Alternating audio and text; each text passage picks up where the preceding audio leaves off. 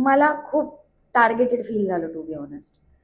मला कधीच एक असं नाही वाटलं की मला फेअर चान्स मिळतोय मला स्वतःला डिफेंड करायला. जेव्हा पण बोलायला जायचे, थांबवलं जायचं. तर मला असं वाटतं की मला माझी स्वतःची बाजू मांडायला एक चान्स द्यायला पाहिजे होता. मी काय बोलायला गेले तरी मला खूप हतबल फील व्हायचं आणि आय थिंक त्याच्याचमुळे मी आताही बसले होते. सो आय थिंक एक अजून फेअर चान्स जर का मला प्रत्येक वेळेस जर का बोलण्याचा चान्स आणि स्वतःची बाजू मांडण्याचा चान्स. माझी कधीच कुठल्याच भाऊच्या धक्क्यावरती तारीफ नाही झाली. मी खेळ खूप चांगल्या प्रकारे खेळत होते.